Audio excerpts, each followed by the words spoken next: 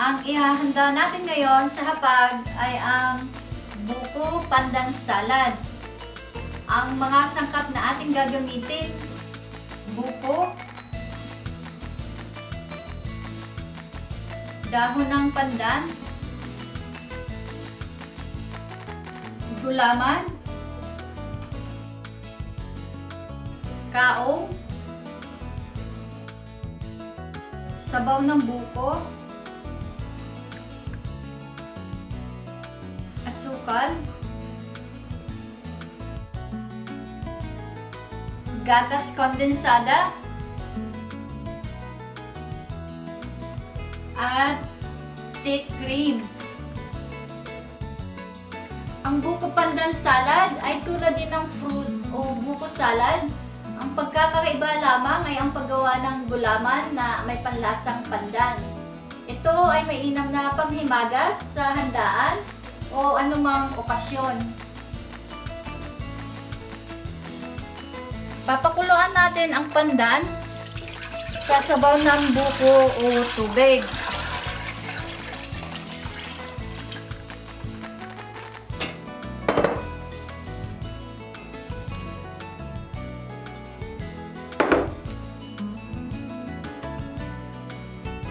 Lagay ang asukal.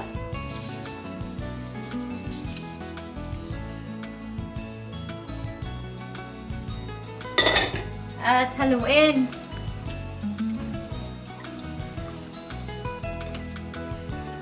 Sa pagkulo, lagay ang gulaman at tunawin. Ang bawat bara ng gulaman ay nangangailangan ng 4 na tasang tubig. Kulay berde ang ating ginamit na gulaman para sa panlasang pandan.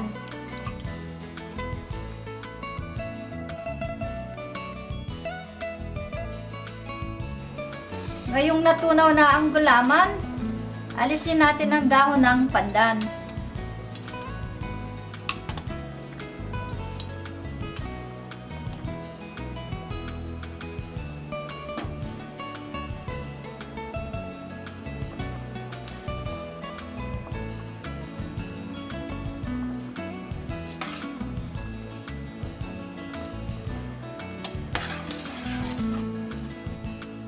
Patayin na ang apoy at isalin natin sa isang lalagyan.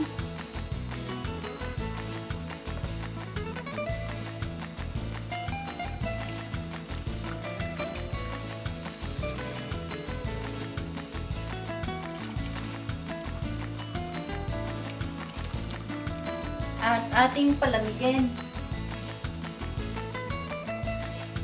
Ngayong malamig na ang gulaman, hiwa-hiwain nating maliliit.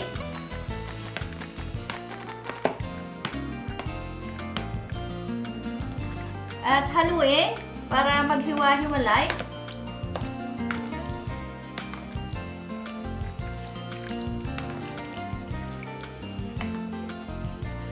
At ilagay ang kaong, ang buko,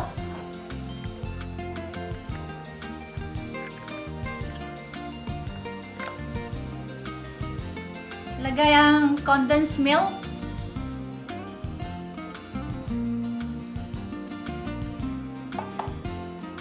ang thick cream,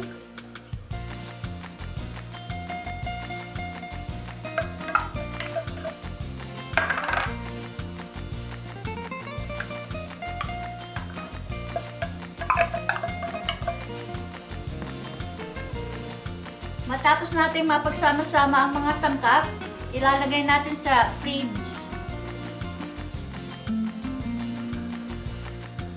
Ito na ang ating buko pandan salad.